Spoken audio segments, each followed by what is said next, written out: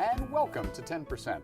You know, August tends to be, according to stereotype, one of those months when people flee the cities. There's nothing going on culturally in the big burbs. Well, I'm here with 10% regular George Heymont to tell us that that ain't so. Hey, George, how you doing? I'm fine, thanks. So, you know, I always remember that wonderful Marilyn Monroe movie, The 7-Year Itch, and everyone leaves New York, and of course Marilyn's left in New York with the guy, and hence the tale.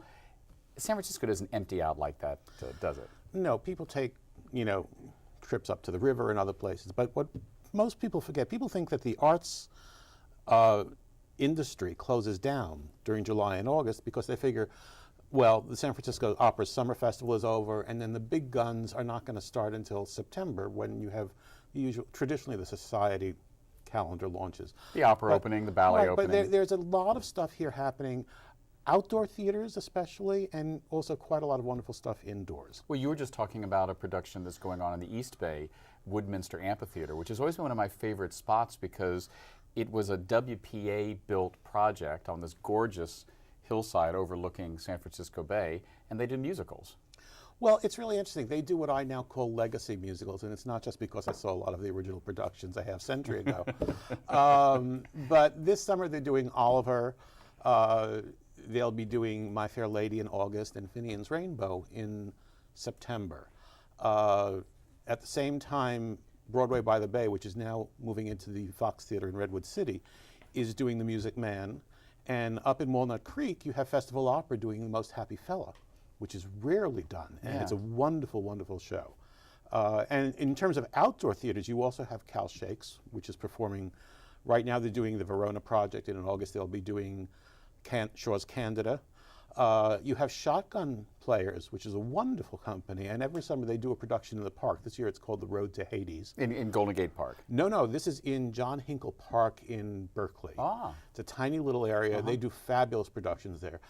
You also have Marin Shakespeare, which will be doing, I believe, a production of Twelfth Night directed by John Tracy.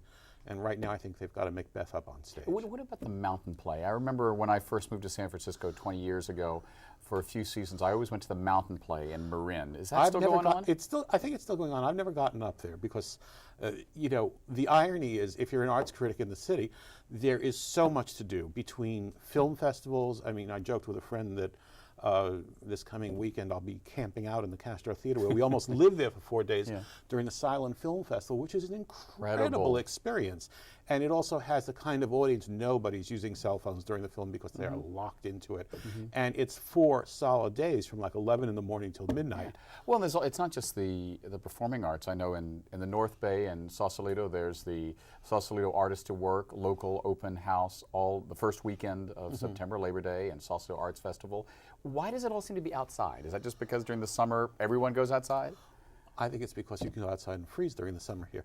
But no, I mean, there's a lot of other stuff happening that it tends to fly under the radar. I'm someone who enjoys readings of plays that are not yet up and ready. So as an example, in late July, there's the Playwrights Foundation's Festival of Readings, which has some very interesting stuff. In August, Theater Works down in Palo Alto has their New Works Festival. And in fact, later this month in July, there's a new musical called, I think, Fly By Night, which originally went through their New Works Festival, and it's now on the main stage. So you have, the Bay Area is a very active incubator. There's a tiny theater company called Sleepwalkers Theater that in August will be doing the 3rd part of a trilogy of works by J.C. Lee, who's a very young Asian American playwright, very good writer, very funny. It's a mammoth thing for someone to write a trilogy at that age. Yeah. I don't think he's more than 23 years old. It used to be, it seemed like during the summer all you got were Ring Cycle 2, 3, and 4, or rehashed. Well, you got stories of what everyone else did. Yeah. No, the San Francisco Opera just finished its new Ring, and it is a magnificent production, and there's a problem for the future that everyone needs to know about.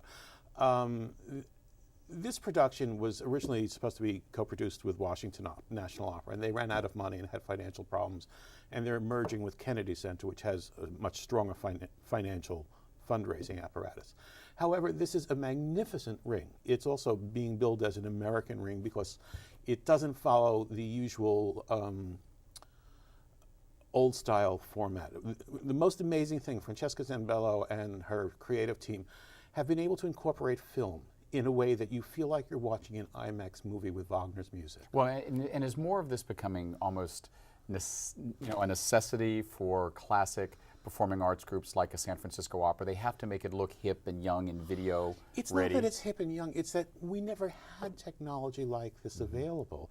I just wrote a long piece and talking about how 25 years ago when San Francisco's last Ring was being performed, none of us even had email. You know, we were working in DOS programs. So if you consider what people can do now with technology, with film, with pyrotechnics on stage, which no one could figure out then, the change is mind-blowing. So you don't think that that's lessening the theatrical experience? I mean, no, it's heightening it. And I'll give you a perfect example. I mean, those who aren't familiar with Wagner's Ring Cycle know that it's a four opera sequence that covers about 18 or 19 hours of music. The first act of Siegfried is very talky.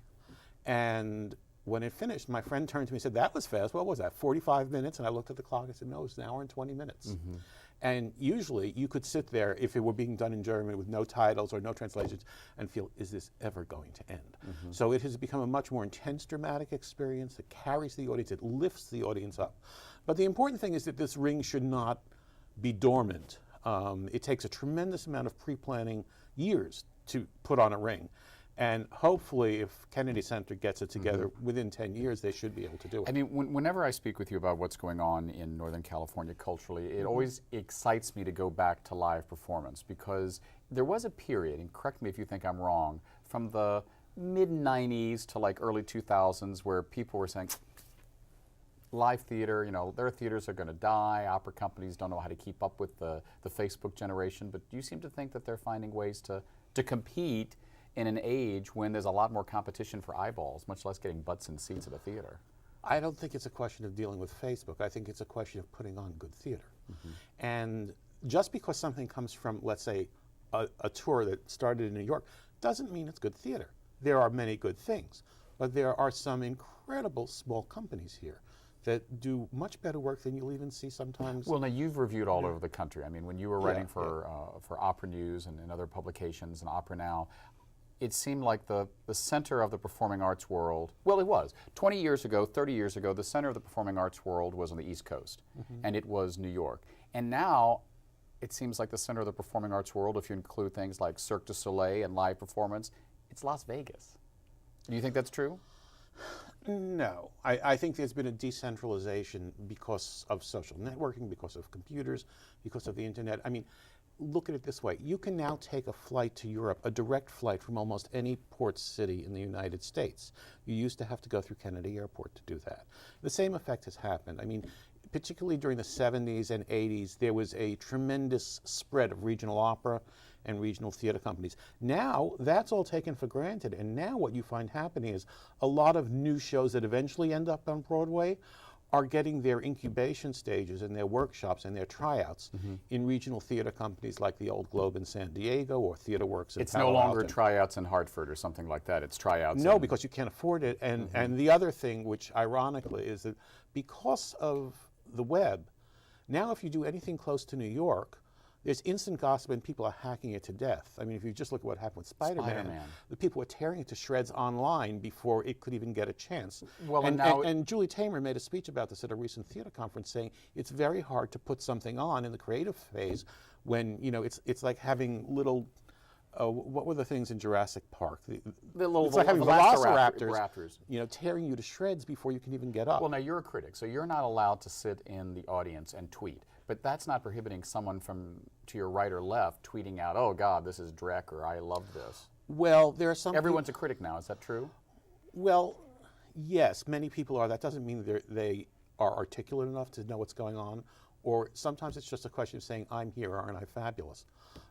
You want to have the handheld devices off during any theater production. If I had a chance, I'd take them away. In fact, the best, you know, you hear all different kinds of announcements before shows. Yeah, it used to be cut off your pagers. I'm old enough to remember that. Right. Then it was cut off your cell phones. Now Right. it is. And now there are all kinds of gimmicks that different people will use depending on the play. But the very best one comes from the Kinsey Six, who will announce before every show, and if your thing goes off, one of the members of the cast will come out into the audience and shove it up your